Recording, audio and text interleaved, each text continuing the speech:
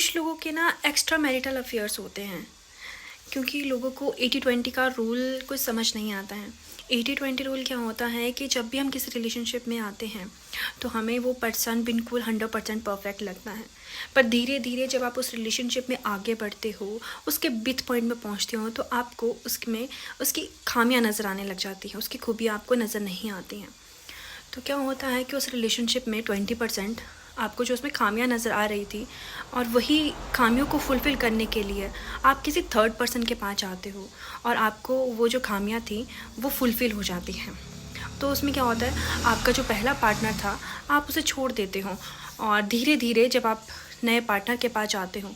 और फिर आपको समझ आता है कि मैं इसके पास सिर्फ 20%, जो 20% आपने फुलफ़िल किया था वो आपने उसकी खूबियाँ देखी और आप उसके हो गए, और 80% जो खामियाँ रह गई थी उसकी वो आपने देखी ही नहीं। तो अगर आप भी किसी नए रिलेशनशिप में आ रहे हैं तो आप उसे समझे, 80-20 के रूल को समझे कि अगर किसी इंसान में कुछ अच्छाइयाँ हैं तो उसमें कुछ ना कुछ बुराइयाँ ज़रूर होगी।